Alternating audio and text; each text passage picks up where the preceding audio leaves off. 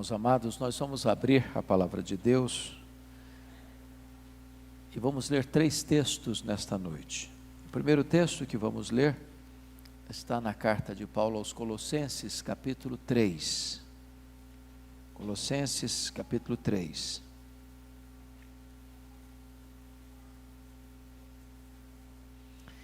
Vamos ler os versos 12 e 13. 12 e 13.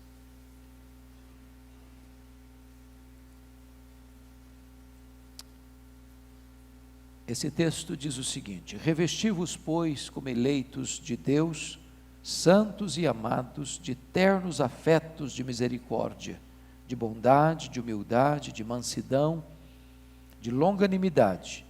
Suportai-vos uns aos outros, perdoai-vos mutuamente, caso alguém tenha motivo de queixa contra outrem.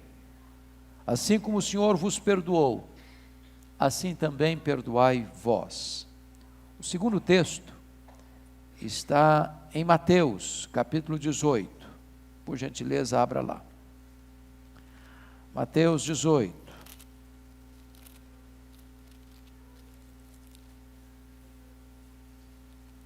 Versos 21 e 22.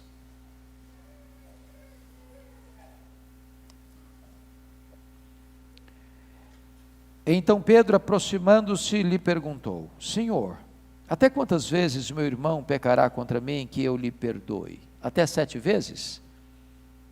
Respondeu-lhe Jesus: não te digo que até 7 vezes, mas até 70 vezes 7. Finalmente, vamos ler Lucas capítulo 17. Lucas 17, versos 3 a 5. Está escrito assim: acautelai-vos. Se teu irmão pecar contra ti, repreende-o. Se ele se arrepender, perdoa-lhe. Se por 7 vezes no dia pecar contra ti, 7 vezes vier ter contigo, dizendo: estou arrependido, perdoa-lhe. Então disseram os apóstolos ao Senhor: aumenta-nos a fé. Amém. Irmãos, hoje eu quero tratar com vocês sobre este importantíssimo assunto, que é o perdão. E eu estou convencido de que nenhum de nós que está aqui tem este assunto como um assunto lateral, um assunto secundário, dizendo assim: bom, esse é um assunto que não me diz respeito. Eu nunca precisei lidar com esse assunto. Porque, na verdade, todos nós, num dado momento ou outro da vida, temos que lidar com esse assunto. Ou porque nós machucamos alguém, ou porque alguém nos machucou. Ou porque nós decepcionamos alguém, ou porque alguém um dia nos decepcionou. Seja isso conscientemente ou deliberadamente. A questão não é se, a questão é quando. É claro que há problemas mais graves do que outros, há tensões mais profundas do que outras, há conflitos mais gritantes do que outros, mas nenhum de nós passa incólume pela vida, livres deste drama interpessoal. É intrapessoal. Perdão é uma questão de sobrevivência. Não perdoar é naufragar nas águas revoltas de uma mágoa que nos destrói, que transforma a nossa vida num cenário cinzento, de dor. Por isso não há saúde emocional, a não ser que haja perdão. Porque não tem ninguém perfeito, não tem casamento perfeito, não tem família perfeita, não tem igreja perfeita. O simples fato de você e eu estarmos aqui nesta noite é uma prova eloquente de que você e eu fomos perdoados. E nós estamos convocados a exercer perdão. Reconheça, entretanto, que perdoar não é fácil. O grande pensador cristão C.S. Lewis disse: é fácil falar de perdão, até você ter alguém para perdoar. É fácil pregar um sermão sobre perdão, até que alguém fira você, ou alguém que você ama.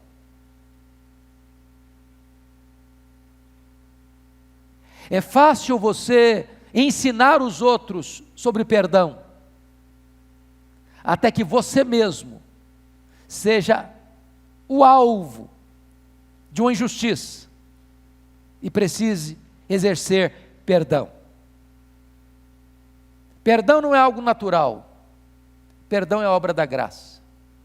Ninguém perdoa porque tem uma boa educação, ninguém perdoa porque tem uma personalidade amena, ninguém perdoa porque tem um coração sensível.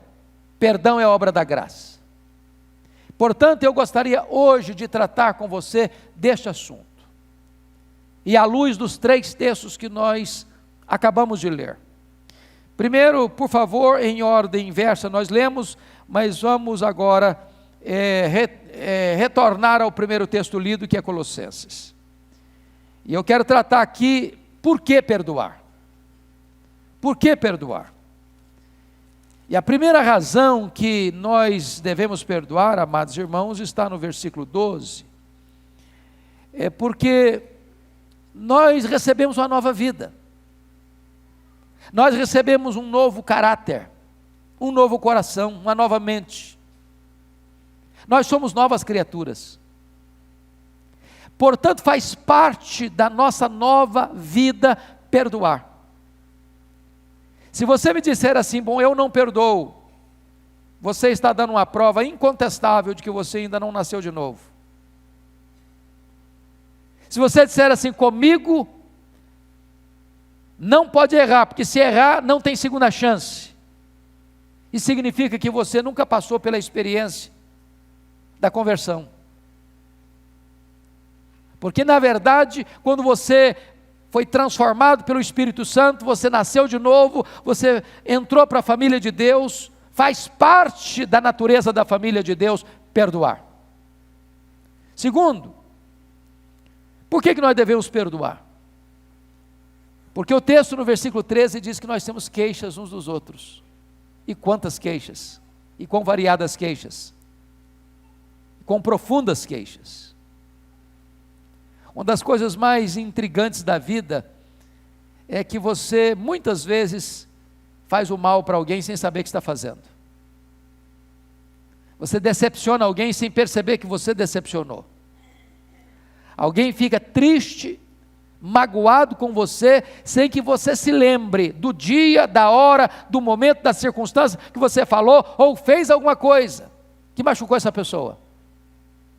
E não obstante isso, essa pessoa está magoada com você. Mas muitas vezes, por causa da nossa fraqueza, da nossa natureza tendente ao mal, do nosso coração que é um laboratório onde se processa em larga escala a iniquidade, muitas vezes, deliberadamente, nós falamos mal, fazemos mal para as pessoas. Isso nos leva à condição de alguém ter motivo de queixa contra nós. Muitas pessoas deliberadamente fazem o mal contra nós, e nós temos queixas.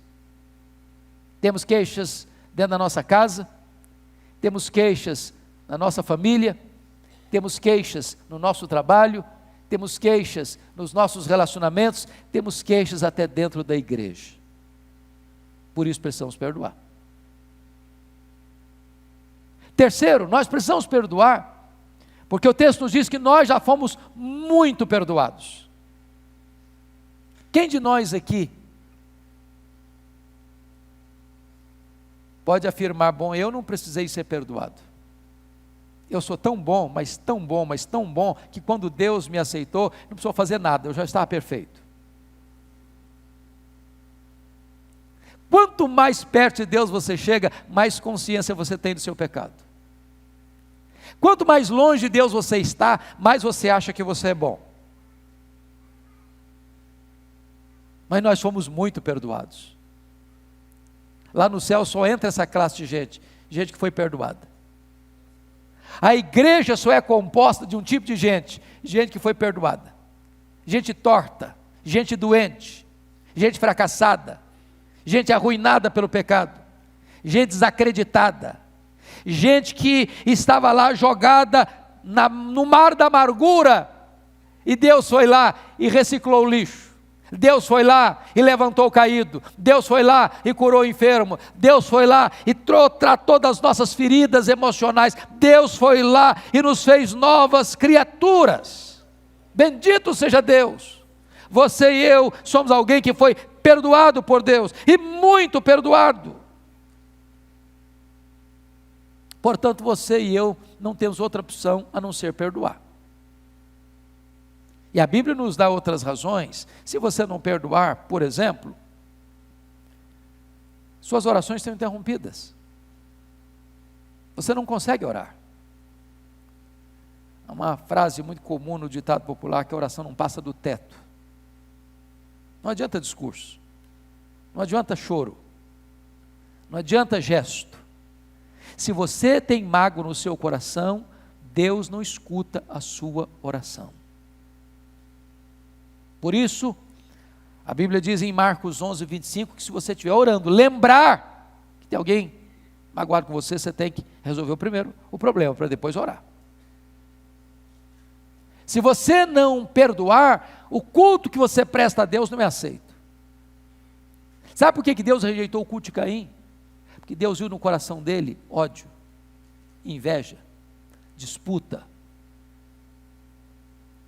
O coração dele não era sincero com Deus. Muitas vezes, meus irmãos, nós chegamos à casa de Deus, vimos para o culto a Deus, com problemas de relacionamento não tratados, não resolvidos, não curados. A gente vem carregando essa bagagem da mágoa, do ressentimento, de coisas antigas, de coisas novas, de coisas pequenas, de coisas grandes. Isso se torna uma fuligem na nossa alma. E quando você vai adorar a Deus, isso intercepta a sua adoração. É por isso que a Bíblia diz o seguinte: se você trouxer a sua oferta ao altar, e você lembrar que alguém tem alguma coisa contra você, deixa a sua oferta, vai lá, reconcilia, depois volta e faz a sua oferta, porque Deus está mais interessado na sua vida do que na sua oferta. Primeiro Deus recebe a sua vida, depois Deus recebe o seu culto e a sua oferta. Se você não perdoar, diz a Bíblia, você não pode ser perdoado. Foi Jesus quem nos ensinou isso. Pai, perdoa-nos as nossas dívidas, assim como nós perdoamos aos nossos devedores. Se nós não perdoarmos, nós estaremos invocando a maldição de Deus sobre a nossa cabeça. Se nós não perdoarmos, nós estamos dizendo: Deus, trate comigo como estou tratando com aquela pessoa desafeta. Então não há perdão vertical se não há perdão horizontal. Se você não perdoar, sabe o que acontece? Você adoece, emocional e fisicamente. Se você ler atentamente a carta de Tiago, ele trata ali daquilo que nós chamaríamos de doenças hamartiagênicas. A palavra hamartia é pecado. E doenças hamartiagênicas são as chamadas doenças produzidas pelo pecado. E é por isso que Tiago diz assim: confessai, pois, os vossos pecados uns aos outros para seres curados.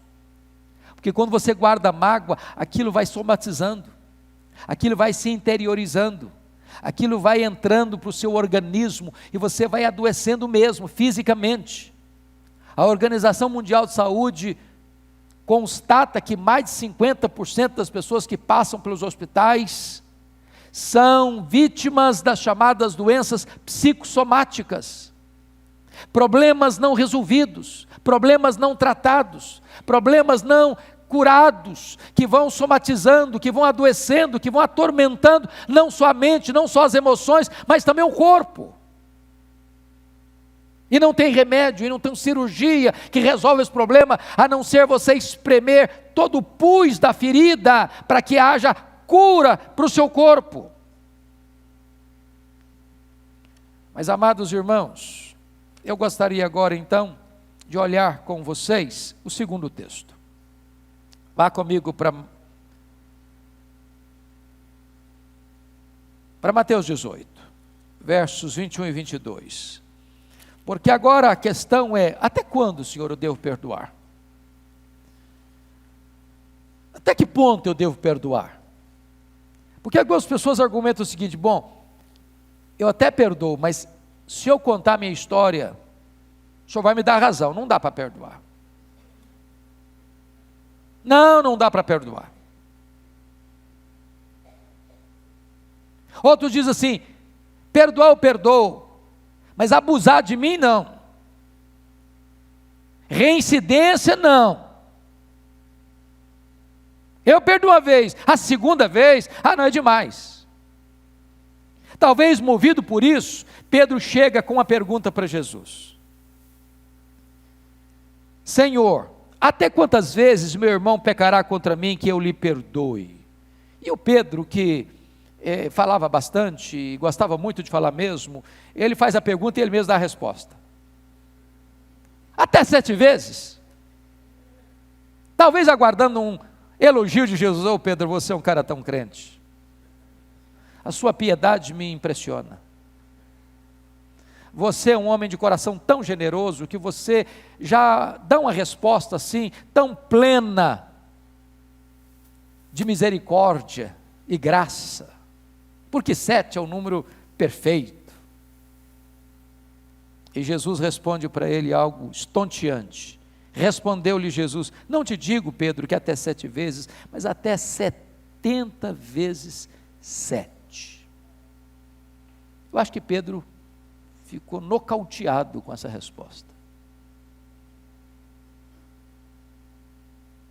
Porque eu confesso a vocês que Jesus não está tratando de uma cifra matemática. Isso é um emblema. Isso significa que não tem limites o perdão. Agora preste atenção que se o perdão de Deus é o parâmetro, e Paulo diz em Colossenses que nós devemos perdoar assim como Deus em Cristo nos perdoou, a grande pergunta é: quanto Deus nos perdoou? Quantas vezes Deus nos perdoa? Pois essa é a medida com que devemos perdoar. Quem de nós se sentiria confortável se Deus chegasse assim para nós: eu perdoei até aqui, daqui para frente, se você errar de novo, nossas relações estão cortadas, acabou, fim de linha para você. Onde estaria a nossa esperança aí?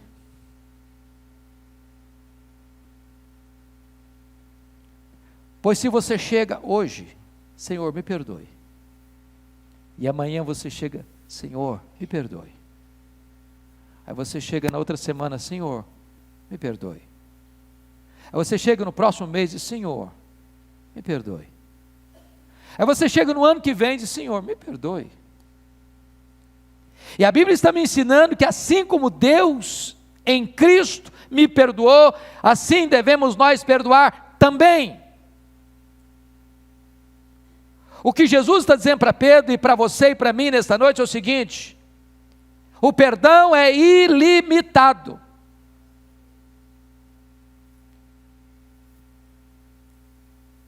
É ilimitado, e nisso reside a nossa esperança. E Jesus ilustrou isso de uma maneira magnífica. exatamente depois desses 2 versículos, na parábola do credor incompassivo. E ele conta a história de um rei, que tinha súditos, e um deles devia a ele 10.000 talentos, não tendo com que lhe pagar, pediu mercê, misericórdia, o rei resolveu perdoá-lo dessa magnífica dívida, dessa colossal dívida, e este homem perdoado encontra alguém que lhe deve 100 denários, não tendo com que lhe pagar. Este homem que recebera um perdão de 10.000 talentos, disse para o conservo assim: não, eu não vou ter misericórdia de você não, eu vou jogar você na cadeia, e você vai me pagar. O rei ficou sabendo disso, ficou irado, mandou chamar este homem, disse: servo malvado, eu perdoei a você 10.000 talentos, e você não pôde perdoar o seu conservo 100 denários? Pois você vai ser entregue aos verdugos, lançado na prisão, até que pagues o último centavo. E Jesus termina a parábola dizendo assim: assim vosso Pai Celeste vos fará, se do íntimo não perdoardes uns aos outros. A grande questão é que Jesus usa aqui uma hipérbole, uma cifra astronômica absolutamente exagerada para aquele tempo. Porque o que é um talento? Um talento era, na época, 35 quilos de ouro. E eu fiz questão de hoje ver quanto está o grama de ouro no Brasil. R$ 168,06. Sabe quantos são 10.000 talentos? 350 mil quilos de ouro. Numa cifra hoje daria mais de 50 bilhões de dólares. Nenhum judeu podia dever mais de 50 bilhões de dólares, porque o salário da época era 1 denário por dia. Para um cidadão juntar 10.000 talentos ganhando 1 denário por dia, ele teria que trabalhar 150 mil anos. Com isso, Jesus está dizendo o seguinte: essa dívida é impagável. E foi exatamente o tamanho dessa dívida que Deus perdoou você e a mim. Ou Deus perdoa você e a mim, ou não haveria esperança para nós. Jamais poderíamos quitar a nossa própria dívida. É por isso que a Bíblia diz que Deus estava em Cristo reconciliando consigo o mundo, não imputando aos homens as suas transgressões, não colocando na nossa conta a nossa dívida. É por isso que a Bíblia diz que Deus colocou a nossa dívida na conta do seu Filho, e quando ele estava lá na cruz, ele pegou escrito de dívida que era contra nós, anulou, rasgou, e o encravou na cruz e disse: está pago, está pago.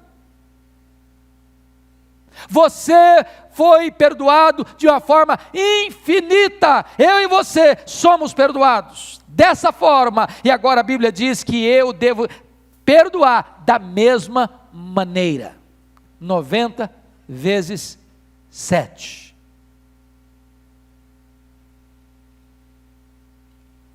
A quem você precisa perdoar? A quem você está sonegando perdão? Mas, amados, antes de entrar no terceiro texto, eu preciso levantar um assunto aqui que é tão complicado, tão complicado. Parece-me que a sociedade, né, pastor Arival, com a medida que a população está crescendo, nós somos mais de 7 bilhões de habitantes, uma cidade como São Paulo, com quase 20 milhões de habitantes, a região metropolitana, é muita gente. E as doenças emocionais se multiplicam, e as crises existenciais se multiplicam, e as tensões são enormes.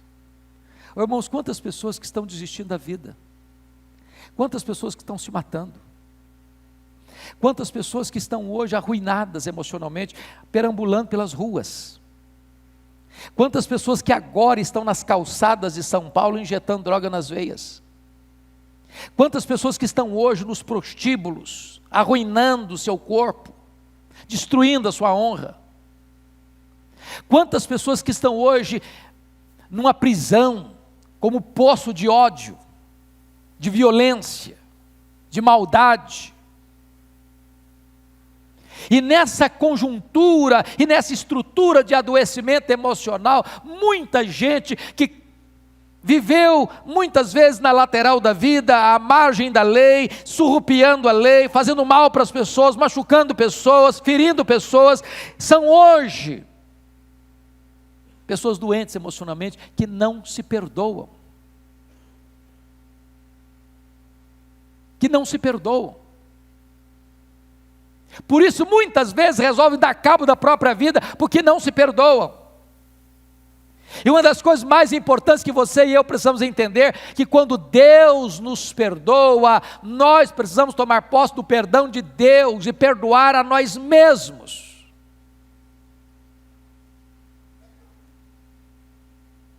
Elaine Vassão, que é membro desta igreja,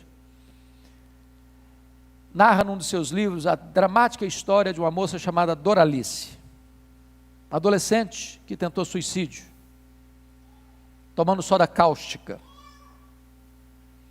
Vai para o hospital nas últimas, e ela passa por diversas cirurgias de reparação no seu estômago, foi devastado pela soda cáustica. E depois que ela recebe alta, um dos mais renomados cirurgiões de São Paulo planeja fazer uma viagem para um grande congresso internacional, onde ele haveria de relatar o sucesso do tratamento de Doralice, tirando-a do abismo da morte. Doralice foi para casa, e quando o médico estava arrumando as malas para viajar, o telefone toca. A notícia é: Doralice acabou de se matar. Ele cancela a viagem, vai ao encontro daquela moça que é apenas um corpo, gelado.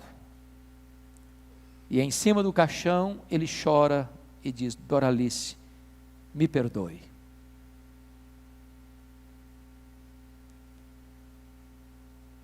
Eu curei suas feridas, mas eu não lancetei os abscessos da sua alma. Me perdoe. Me perdoe. Há muitas pessoas, irmãos queridos, que estão se autopunindo, porque não se perdoam. Certa feita eu fui convidado para visitar uma senhora, cujo filho mais velho disse para mim: Pastor Hernandes, a minha mãe é uma mulher triste, desde que eu a conheço. Uma senhora de 80 anos. Já levamos em médico, psicólogos, psiquiatras, já fez todo tipo de exame que o senhor pode imaginar. A tristeza dela é crônica. E eu fui visitar aquela senhora. Por graça de Deus, quando cheguei, comecei a conversar com ela, ela pediu para ficar só comigo. E quando eu fiquei só com ela, ela olhou nos meus olhos e disse: Pastor, eu sofro há 60 anos. Eu disse: o que aconteceu? Ela me disse: eu traí meu noivo. Eu nunca contei isso para ele. Foi casada há muitos anos, sou viúva há tantos anos, mas aquele erro, aquele pecado está tão vivo na minha memória como se eu tivesse cometido hoje de manhã. Há 60 anos eu não tenho paz. Há 60 anos eu vivo no tronco, na masmorra, debaixo do chicote da culpa. Há 60 anos eu me atormento a mim mesmo. E eu então falei para ela da graça de Deus, do Evangelho de Jesus Cristo. Por graça divina, aquela mulher se arrependeu e creu naquele dia, no Senhor Jesus Cristo. A alegria voltou ao seu semblante, a paz inundou a sua alma. Tive o privilégio de batizá-la, de discipulá-la. Mas aquela mulher estava se autopenitenciando 60 anos, sem se perdoar a si mesma.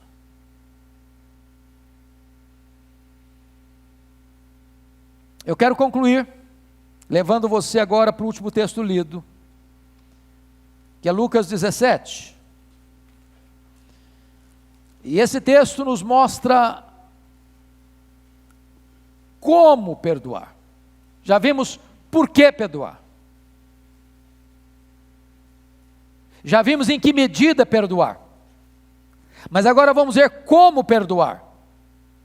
E a primeira coisa que Jesus ensina no verso 3 é: acautelai-vos. Por que Jesus começa o assunto de perdão com esta recomendação, ou melhor, com esta ordem? Porque, amados irmãos, quando você trata de relacionamentos machucados, você tem que ter muita sensibilidade para não abrir uma ferida maior, para não traumatizar ainda mais o relacionamento. Numa palavra de Jesus, para não esmagar a cana quebrada, para não apagar a torcida, o pavio que está bruxuleando, que fumega. Para você não usar uma marreta de 5 quilos para pregar uma taxinha. Para você não exercer força demais, onde você teria que tratar com amenidade, com afeto, com doçura. Porque às vezes até no ato de pedir perdão pode existir arrogância. Quando a pessoa chega de nariz empinado e diz: eu vou perdoar você, porque eu sou alguém muito espiritual, sou um homem de Deus, e aí começa a humilhar a pessoa. Não, isso não é perdão. O perdão precisa vir dentro de um veio de graça e de misericórdia. Não é exposição de justiça, é o exercício da misericórdia. Segunda coisa que Jesus nos ensina, no verso 3, se teu irmão pecar contra ti, repreende-o. Essa ideia de repreende-o, amados, não é bem compreendida na língua portuguesa, porque parece que repreender é dar um sermão, dar uma reprimenda, uma descompostura no outro. Mas a ideia de repreender aqui é de você chamar para estar do lado. A ideia que Jesus quer passar para você e para mim é o seguinte: não empurre para debaixo do tapete os problemas de relacionamento não resolvidos, porque o tempo não vai curar isso. Vocês se lembram dos irmãos de José, que a consciência deles estava pesada depois de 22 anos? Tempo não cura ferida, gangrena a ferida. Não deixe o tempo rolar sobre as suas mágoas, trate de resolver isso com urgência. Porque às vezes é melhor o desconforto do confronto do que o conforto da omissão.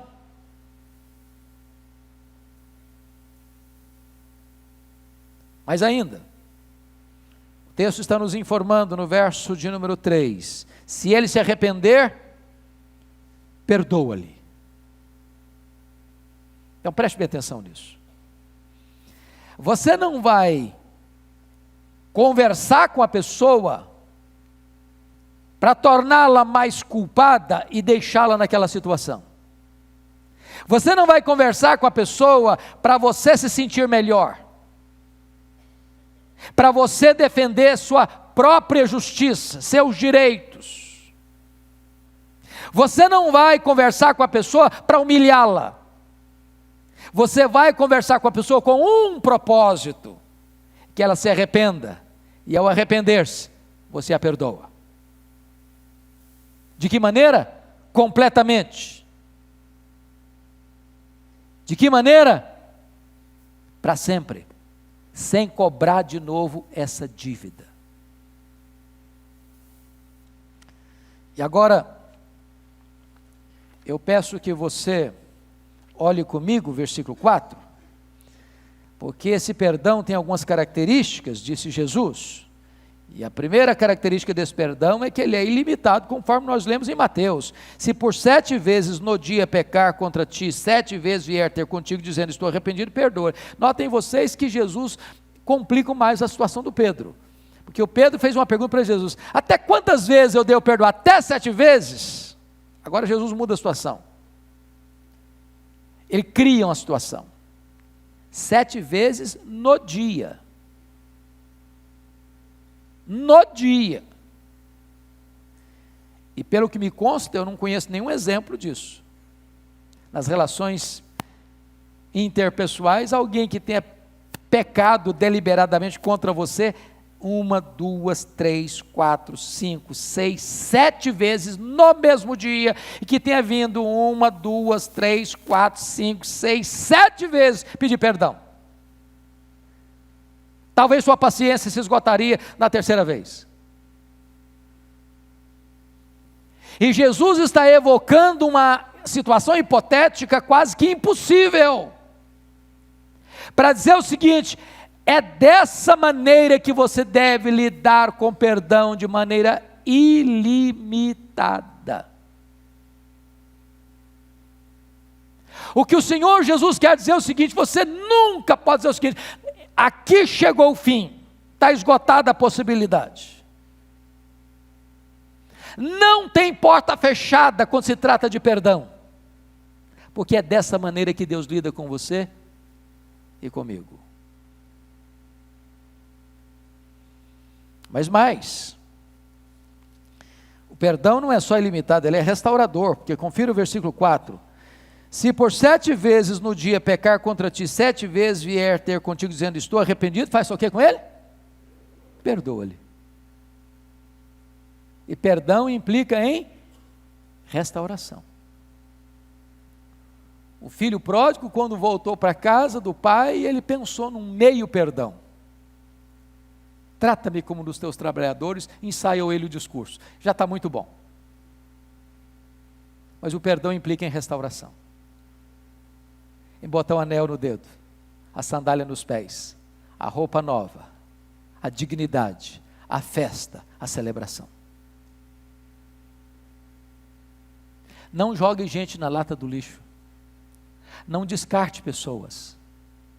Não ignore pessoas. Construa pontes. Tome a decisão de restaurar relacionamentos.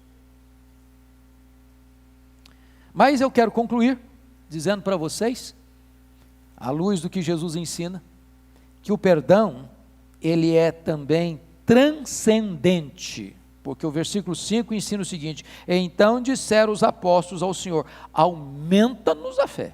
Senhor, o Senhor estava colocando um padrão muito alto, não dá para nós não temos essa capacidade, não está no nosso poder fazer esse negócio, o Senhor está pedindo demais, então faz o seguinte, já que o negócio é desse jeito, o Senhor aumenta a nossa fé, porque a nossa fé é pequena demais para isso.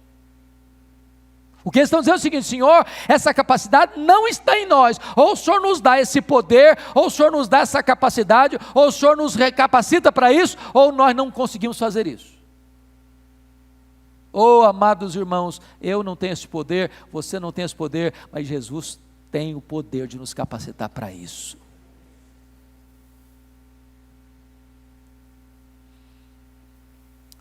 Como é que você vai fazer? Eu queria só dar algumas sugestões a você aqui, para você não criar desculpas, sabe? Porque nós temos desculpas, nós somos especialistas nisso. Então eu vou dar para você algumas desculpas e racionalizações que nós usamos. Primeira delas, olha, eu não vou perdoar, sabe por quê? Ninguém é perfeito, errar é humano, ou melhor, então eu não vou pedir perdão não, porque errar é humano, sabe? De perdão nada. É exatamente porque errar humano é que você precisa pedir perdão. Segunda desculpa. A ofensa foi tão pequena.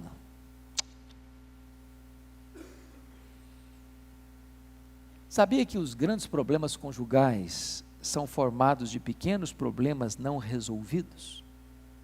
São as raposinhas que devastam a vinha onde estão em flor. Terceira racionalização: faz muito tempo, agora não precisa mais não, já passou. Deixa eu dizer uma coisa para você, o tempo não cura memórias amargas, não. Precisa ir lá atrás. Lembra do Paulo, pregamos aqui ontem à noite, do Paulo com o Marcos? Traz o Marcos, lá atrás. Paulo tinha dito, esse menino não serve para mim não. Agora antes de morrer, serve sim, eu quero esse menino aqui. Trata de construir pontes, onde um dia você cavou abismos. Quarta desculpa, a outra pessoa estava mais errada do que eu. Não estou tratando da outra pessoa, estou tratando de você. Da outra pessoa Deus vai tratar, é com você que eu estou falando. Então, no que tange a sua responsabilidade, tome a iniciativa para resolver o problema. Quinta desculpa, é bom, eu estava errado, mas você também estava errado. Aí entra uma outra briga, outra confusão. Pedir perdão não é justificativa pessoal, é uma atitude de humildade. Sexta desculpa, eu não vou pedir perdão não, sabe por quê? A pessoa não vai me entender. Vai entender sim, claro que vai. Se você for humilde, se você for quebrantado, vai entender sim, vai entender.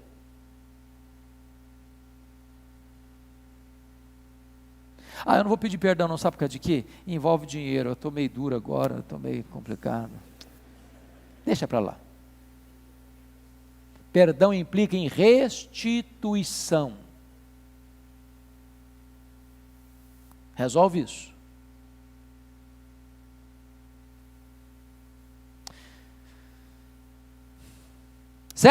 Oitavo lugar, pastor, não vou pedir perdão, sabe por causa de quê? A pessoa envolvida já até mudou da cidade. Nem mais aqui está. Ok, então faça uma visita. Manda uma carta, manda um e-mail, faça um telefonema, faça uma viagem. Resolva isso.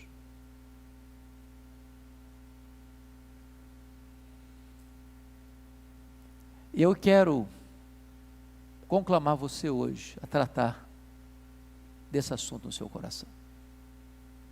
Se você falar para mim que você não precisa disso, então vou dizer que você não é filho de Adão. Então curva a sua cabeça, por favor.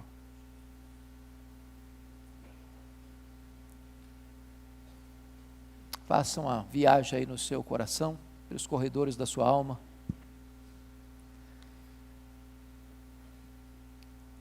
E peça a Deus que traga à sua memória algumas coisas que precisam ser tratadas e curadas.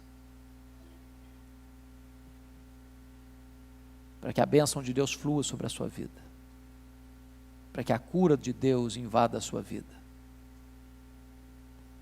Para que um tempo de refrigério da parte de Deus venha sobre você.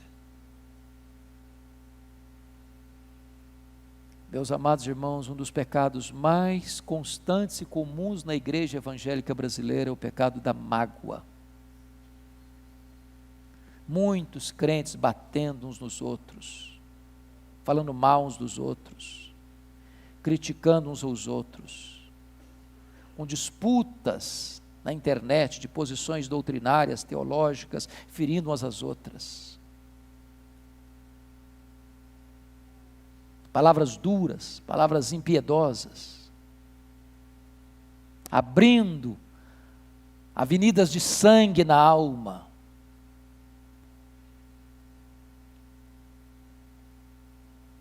Nós somos uma família, nós somos um rebanho. Nós precisamos cuidar uns dos outros, perdoar uns aos outros, sermos pacientes uns com os outros, misericordiosos uns com os outros.